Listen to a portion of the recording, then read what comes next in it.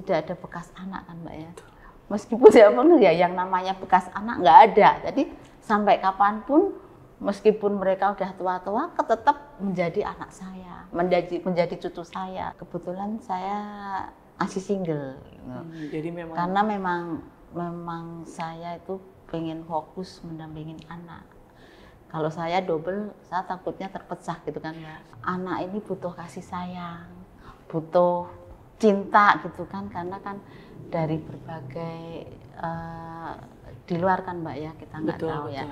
Yang kita butuhkan anak-anak kan memang begitu Mbak. Kita sebagai orang tua ya sebisa mungkin untuk mencintai dengan tulus, dengan ikhlas dalam kondisi apapun keadaan anak.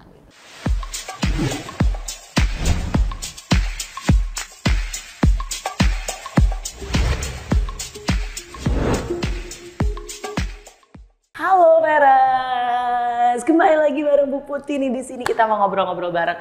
Nih Bu Putih suaranya agak-agak serak-serak basah ya, jadi kita bisa minum dulu di sini. Dibuka dengan minum, biar semakin semangat. Tubuh butuh mineral, cukupi kebutuhan mineralmu dengan Le Mineral. Le Mineral mengandung mineral esensial yang penting untuk tubuh. Untuk jaga sehatmu saat beraktivitas atau saat berolahraga. Mineral esensialnya juga bikin rasanya segar, enak, minum jadi bisa lebih banyak. Jadi kita mau ngobrol apa kali ini nih? Parents, ceritanya emang beragam banget, ada yang haru, ada yang happy, terus ada juga kisah inspiratif. Nah kali ini adalah salah satu kisah yang luar biasa, mulia banget. Apakah ini juga termasuk inspiratif? Mungkin inspiratif juga. Dan Bu Putih ini bakal cerita dan mendatangkan salah satu narasumber yang merupakan seorang ibu, punya anaknya banyak loh. Ada 30, luar biasa ya 30. Tapi kenapa bisa punya anak sampai 30? Dan ini ternyata adalah salah seorang ibu yang tergabung ke dalam SOS Children Villages. Jadi ada banyak SOS Children Village di beberapa kota, salah satunya juga di Jakarta. Ini tepatnya di Cibubur sih sebetulnya. Nah, jadi kita mau ngobrol-ngobrol. Ini tuh apa sih sebetulnya? Kenapa ada seorang ibu di sini dengan anak yang jumlahnya nggak cuma 1-2 nih, tapi banyak Peras. Jadi kita akan cerita-cerita dan ngobrol bareng. Sudah ada bersama Bu Putih juga nih episode kali ini. Ada yang mendampingi, kita perkenalkan diri dulu. Halo Bu. Halo. Halo, Ibu boleh Bu kita perkenalkan diri dulu. Silakan kesini. Dengan Ibu siapa? Selamat siang. Saya Ibu Mariatun dari SOS Children Village Jakarta. Nah, Ibu Mariatun dari SOS Children Village Jakarta. Kemudian Ibu kalau boleh tahu nih, jadi kita akan menceritakan ya SOS itu apa dan bagaimana sebetulnya kayak alurnya awalnya, kemudian bagaimana perjalanannya. Nah tapi Bu, boleh kasih tahu dulu ke parents semuanya nih, SOS Children Village itu apa Bu? SOS Children Village adalah lembaga pengasuhan yang berbasis keluarga, di mana kita ada di dalamnya, di situ ada ibu, ada anak, dan ada rumah gitu. Jadi kita saling bekerja sama dengan anak-anak untuk mendampingi anak-anak dan memberikan kasih sayang sebagai pengganti orang tua. Jadi secara keseluruhan itu harus ada variabel-variabel ini ya Bu ya, antara ada orang tua, ada rumah, dan juga ada anak ya. Dimana itu menjadi satu kesatuan utuh di dalamnya. Nah tapi kalau Ibu sendiri sudah berapa tahun Ibu? Saya baru 28 tahun mendampingi anak-anak di SOS. Nah Ibu 28 tahun ya Bu ya? 28 tahun. Menjadi sosok ibu yang ada di SOS ini. Mungkin ada beberapa parents yang masih bingung gitu. SOS itu sebetulnya apa sih? Village, apakah gambarannya adalah satu kampung yang isinya mungkin ada sosok-sosok ibu di dalamnya juga nih ada beberapa orang, atau seperti apa nih Bu? SOS sendiri bentuk lembaga pengasuhan yang berbasis keluarga. Jadi di dalamnya itu ada rumah-rumah. Banyak Ada banyak rumah-rumah yang ada 15 rumah. Oke. Dan ada beberapa rumah yang untuk pembina, tapi di sini ada 15 rumah yang terdiri dari ibu dan anak. Dalam satu rumah itu ada satu ibu dan anak antara 6 sampai 8 gitu. Wow. Dan itu berjenjang, Mbak, berjenjang dari bayi, balita, SD, SMP, SMA, bahkan yang kuliah. Mereka saling bekerja sama di dalam rumah tersebut gitu. Oke. Jadi aku aja kalau di rumah nih Bu, anakku 2 udah kayak ributnya luar biasa. Ada berantem segala macam nih ya. Kayak itu baru 2 loh gitu. Kebayang nggak 6 sampai 8 anak di dalam satu rumah, dan itu hanya ada ibu atau ada yang membantu lagi Bu? Kebetulan saya sendiri mendampingi 8 anak. Kecuali nanti pada saat saya ada keperluan, ada ibu pengganti yang masuk ke dalam rumah tersebut. Tapi selama saya nggak ada keperluan, biasanya saya sendiri mendampingi 8 anak tersebut. Nah, kalau boleh tahu nih, jadi sosoknya itu seperti apa nih Bu? Apakah dalam 24 jam harus selalu standby di rumah?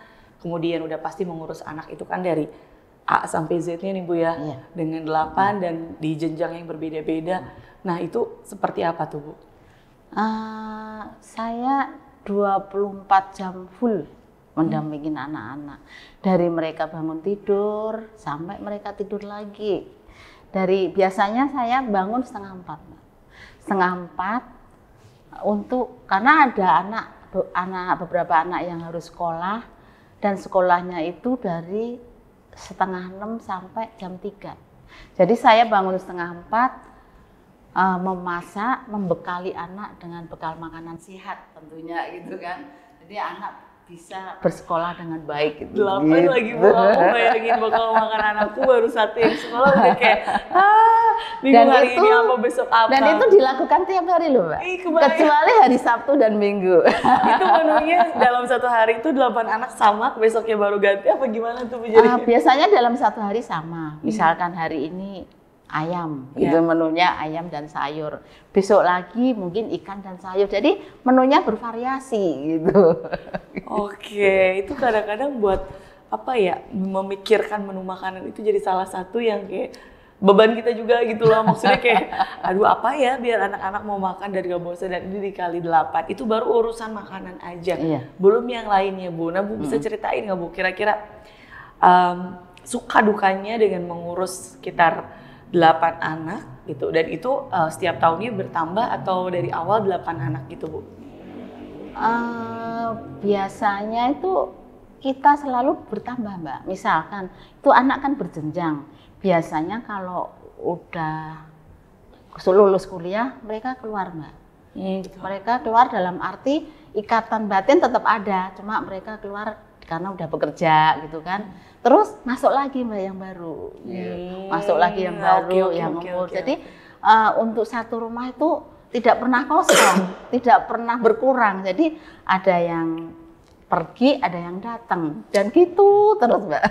Jadi jumlahnya itu di angka yang 6 sampai 8 itu hampir sama, gitu. Tapi karena ada people come and go gitu yang berbeda. Iya, ganti-ganti orangnya aja, jadi tetap aja ada suka dukanya nih. Jadi suka dukanya apa Bu dengan jumlah orang yang banyak kayak gitu? Kalau untuk suka dan duka, kalau dijadikan persen ya Mbak ya, lebih banyak sukanya gitu. Kalau dukanya tuh paling-paling kalau saya itu kalau melihat anak pada saat sakit, itu tuh rasanya sedih banget. Anak sakit, harus ke rumah sakit gitu. Itu biasanya hanya itu Mbak, tapi kalau sukanya tuh banyak banget gitu. Nah, ini mohon maaf sebelumnya nih Bu ya. Kalau misalnya Ibu kan dengan jumlah 8 orang anak ini datangnya di usia yang berbeda-beda gitu ya Bu ya. Tapi gimana Ibu bisa punya ikatan batin yang tadi Ibu bilang juga, kayak anak sakit itu kita jadi sedih gitu loh Bu. Nah itu gimana Bu? Apakah kasih sayang yang Ibu kasih atau Ibu rasakan juga bisa datang dalam jangka waktu yang singkat atau seiring berjalannya waktu nih Bu? Nah, karena kan mohon maaf nih Bu, karena jadi ini ada ikatan darah ini gitu kan kebiasaannya Mbak ya.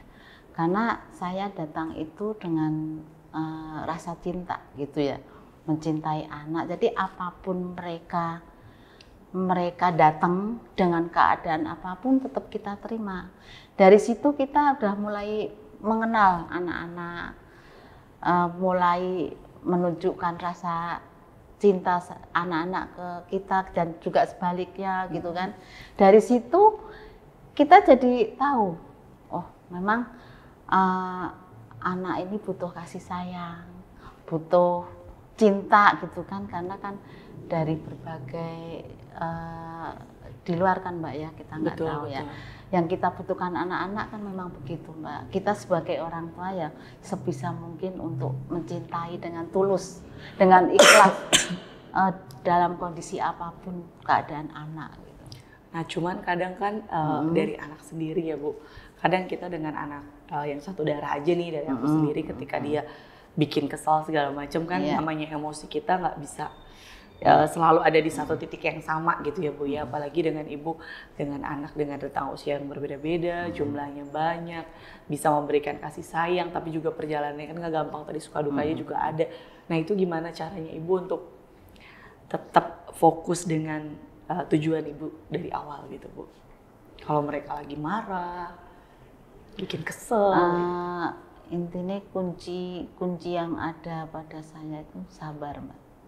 Sabar dalam kondisi apapun. Kadang-kadang kita emosi juga Mbak, tapi setelah emosi kadang-kadang saya biasanya masuk kamar, merenung, introspeksi, apa yang saya lakukan, apakah benar? Saya selalu introspeksi gitu, ternyata apa saya yang salah? Kalau memang saya salah ya udah saya tak membenarkan, karena kan kadang-kadang ya kalau emosi itu ya namanya kita bergelut dengan anak-anak ya Mbak ya. Kadang-kadang anak bikin kesel. Tapi kadang-kadang anak juga merasa bersalah juga Mbak. Misalkan udah bikin kesel gitu kan. Biasanya kalau anak-anak bikin kesel biasanya saya diem aja.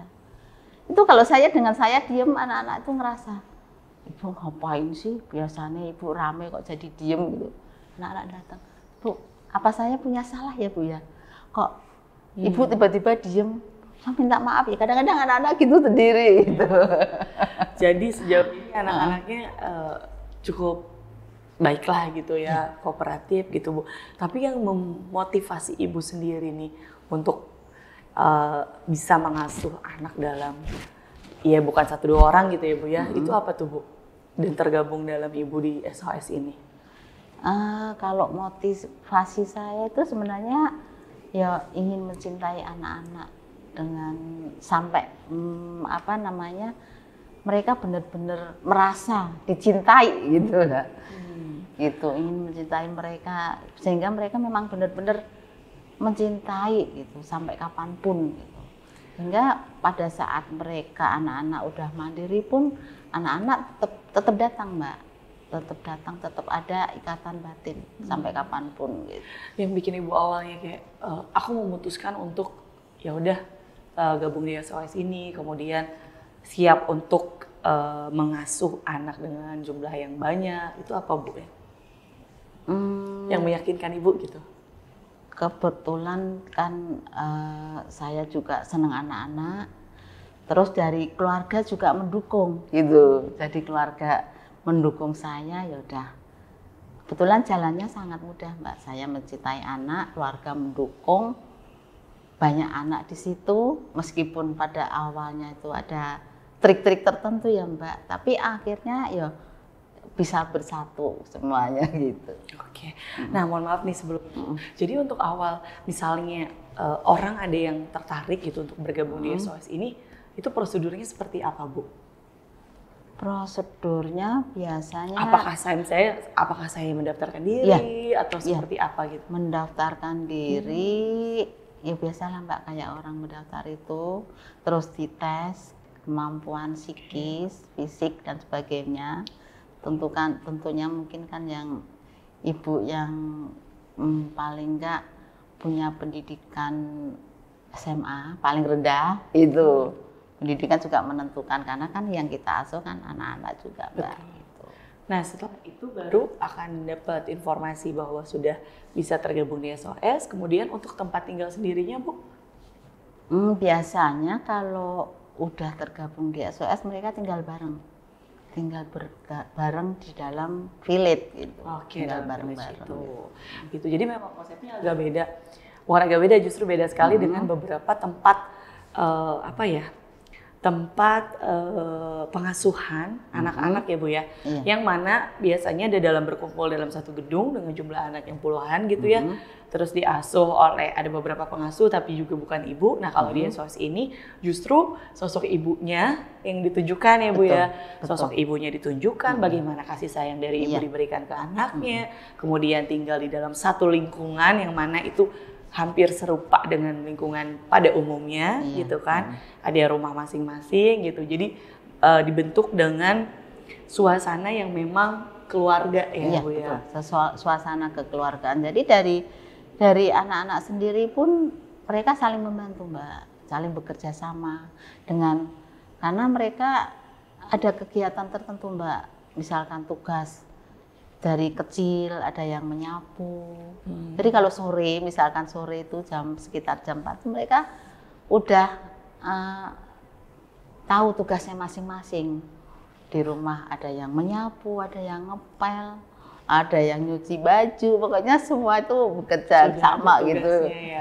Jadi gitu. Mereka juga sama-sama menganggap adik dan kakak ya Bu? Iya, sama-sama menganggap keluarga gitu. Jadi kalau yang lebih besar ya dipanggil kakak, adiknya dipanggil adik, dan mereka saling membantu. Jadi layaknya kayak keluarga biologis lah, keluarga alami gitu. Keluarga biologis itu ya. Dan tadi yang sempat aku tanyain juga nih parents nih sama ibu, awalnya seperti apa untuk tergabung itu ternyata kan ada tesnya ya Bu ya. Karena memang dalam satu keluarga itu, bahkan kita sebagai orang tua biologis aja kadang emosinya kan meledak-ledak ya Bu. Makanya penting banget untuk tes terlebih dahulu karena perjalanannya akan panjang nih, berdampak ke pola asuh anaknya juga, psikologis orang tua akan memberikan dampak ke anaknya juga, pola asuhnya seperti apa juga berpengaruh ke anaknya kelak. Nah tapi nih Bu, dari sisi anaknya sendiri apakah, kan ada istilah gini ya Bu ya, untuk biologis kita sebagai anak nggak bisa memilih orang tua gitu kan, orang tua pun nggak bisa memilih anak karena diberikan langsung dari Tuhan gitu. Nah tapi kalau dalam kondisi saat ini kan untuk ibu sendiri ada tesnya. Nah untuk anak itu bagaimana Bu? Untuk anak, apa ibu bisa memilih untuk nggak bisa. Anak yang sangat membutuhkan yang kita terima, misalkan dalam kondisi anak ditelantarkan orang tua, kita merespon baik. Anak yang korban KDRT, misalkan anak yang ekonominya kurang, dan dari situ kita sebagai ibu mencoba mendampingi anak, mensuplai apa kekurangan anak, sehingga anak merasa enjoy gitu kan Mbak di dalam SOS gitu.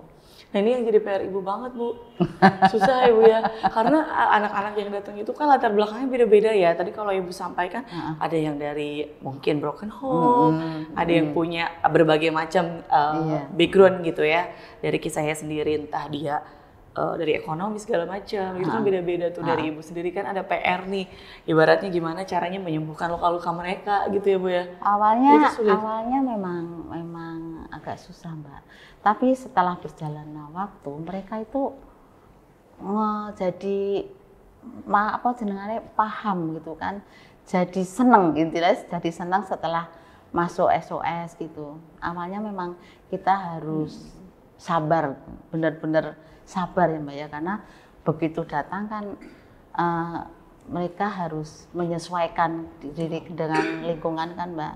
Kita sebagai orang tua yang kadang-kadang menyesuaikan dengan anak, oh anak itu kemauannya apa sih, oh anak ini karakternya apa sih, kita harus bisa.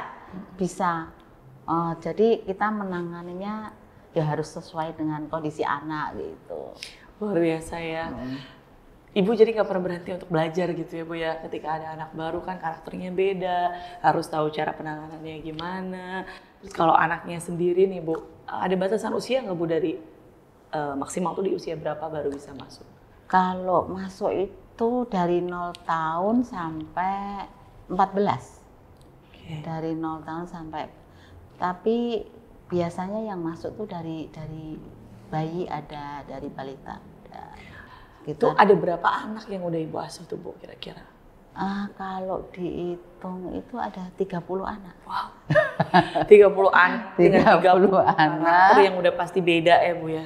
Dan ada cucunya juga loh Mbak. Karena saya dari 30 anak itu saya suka menikahkan mereka. Gitu. Oh gitu. Jadi kalau dihitung saya itu cucunya udah ada sekitar 18-an. Karena saya udah lama kan Mbak, 28 anak, jadi ada anak yang dari kecil udah bekerja.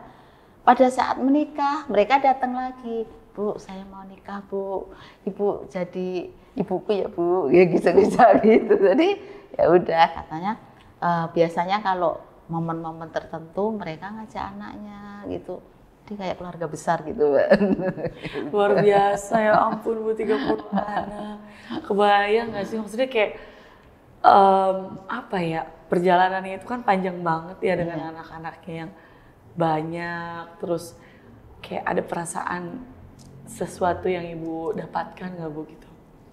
Apakah ibu ngerasa puas, seneng, haru, atau dari itu kan jumlah yang banyak ya Bu, 30 nih, kayak aku aja kalau misalnya anakku melakukan sesuatu yang membahagiakan gitu, kita ada sesuatu rasa puas tersendiri. Nah ibu tuh 30 gitu, gimana perasaan ibu sendiri? Saya tuh sangat seneng pada saat mereka itu kumpul Mbak. Jadi kayaknya tuh jadi keluarga besar banget, misalkan pada saat Lebaran. Mereka pada datang Mbak. Kadang-kadang yang dari Jogja sebelumnya, Bu aku mau Lebaran di Jakarta ya Bu. Oh silahkan. Ada yang dari Jogja, ada yang dari Semarang. Kadang-kadang pada datang hanya untuk istilahnya nengok ibu gitu kan. Ibu gitu. Udah gak cucunya 18 ya Bu ya. Sekitar 18 gitu. Jadi ramai banget Mbak. Jadi kayak keluarga besar gitu. Ya Allah luar biasa. Aku cuma kayak ngebayangin kesabarannya tuh udah di level mana lagi nih ibu nih, 30 anak. 2 anak aja aku kayaknya ya kadang-kadang ya sabar, kadang-kadang tuh kayak naik turun gitu. Dan ibu yang luar biasanya lagi nggak ada ikatan biologis di situ ya Bu ya? Nggak ada. Tapi bisa memberikan kasih sayang penuh segala macam. Mohon maaf nih, dari ibu sendiri ada putra biologisnya atau? Kebetulan saya masih single. Jadi memang. Karena memang saya itu pengen fokus mendampingin anak. Kalau saya double, saya takutnya terpecah gitu kan Mbak. Ya Allah luar biasa banget. Mas saya besar. Luar biasa banget Bu. Aku sedih anaknya, aku melauan. Nah ibu, dari ibu sendiri ada pesan-pesan buat anak-anak yang mungkin kayak membekas di ibu nggak? Yang paling keinget gitu? Ya intinya saya hanya mengharapkan anak itu bisa mandiri, mempunyai sikap yang baik untuk dirinya sendiri dan masyarakat gitu aja kalau pesan saya terhadap anak-anaknya. Kalau orang tua tuh kan nggak ada pensiunnya ya Bu ya. Kalau ibu sendiri gimana nih Bu? Sebenarnya saya sebagai orang tua juga tidak mau pensiun Mbak. Pengen tetap mendampingin anak gitu kan, tidak mau pensiun. Tapi karena ini ya Mbak ya, itu ya memang ada pensiunnya. Tapi secara pribadi saya itu nggak mau pensiun gitu kan, sampai kapanpun tetap mendampingin anak-anak. Karena intinya kan tidak ada bekas anak kan Mbak ya. Meskipun siapapun ya yang namanya bekas anak nggak ada. Jadi sampai kapanpun, meskipun mereka udah tua-tua, tetap menjadi anak saya, menjadi cucu saya gitu. Jauh ada yang paling sering datang ke rumah gitu? Sering Mbak, sering. Yang kalau datang ke rumah tuh paling sering tuh ya anak saya yang cowok-cowok itu suka datang ke rumah. Gimana Bu? Yang cewek-cewek juga sering juga. Pokoknya kalau yang rumahnya deket-deket sering kok Mbak. paling seminggu sekali datang, Bu, ini Bu ada buah, gitu suka gitu kayak keluarga gitulah Mbak. Gitu. Berarti dalam keluarga tuh ada cowok cewek campur ya Bu ya? Campur. Kalau untuk keyakinan sendiri gimana Bu? Apakah dalam satu keluarga ada Kalau aturan satu keyakinan? dalam satu keluarga tuh sama Mbak. Misalkan saya Muslim, anak-anak saya otomatis Muslim gitu. Kalau dari Ibu sendiri selama 28 tahun ini ada pengalaman yang berkesan nggak Bu? Nah itu Yang tadi paling bikin haru. kalau melihat anak saya itu punya sikap baik gitu aja Mbak, punya perhatian terhadap adik-adiknya meskipun dia udah keluar dari SOS gitu kan, dia masih tetap punya perhatian sama adik-adiknya. Oke. Terakhir nih Bu nih, dengan melihat banyaknya permasalahan sekarang nih yang bermunculan, terutama dengan kasus-kasus melibatkan anak gitu Bu, ada yang penganiayaan, orang tua segala macem, berperilaku yang kurang nih ke anaknya gitu. Kalau Ibu sendiri ngeliat itu gimana Bu? Saya itu nggak setuju kalau melihat kayak gitu ya, karena di SOS sendiri juga tidak dibenarkan melakukan tindak kriminal atau tindak yang menyakitin anak, misalkan istilahnya berkata-kata kasar, itu memang tidak diperbolehkan Mbak. Tapi ya sebisa mungkin kita berbicara dengan anak ya dengan hati, dengan rasa gitu kan Mbak. Oke. Jadi kadang-kadang suka mikir ya, kasihan anak-anak itu kan nggak bisa pilih orang tua ya Bu ya. Tapi luar biasa banget cerita dari Ibu ini, 28 tahun dengan anak kurang lebih 30 orang. Tujuannya mulia banget ya Bu ya. Tujuannya mulia banget. Insya Allah mendapatkan pahala berkah semuanya. Amin. Ya Bu ya. Terima kasih banyak untuk ceritanya. Mungkin ada pesan untuk orang tua atau anak-anak Bu sebagai penutup? Untuk orang tua, jadilah orang tua yang bijak terhadap anak-anak, mengerti kemauan anak, dan menjadikan anak mempunyai sikap dan tingkah laku yang baik. Ini saja Mbak. Terima kasih banyak Ibu. Cerita dari salah seorang ibu yang tergabung ke dalam SOS Parents. Sampai ketemu lagi di episode berikutnya. Bye.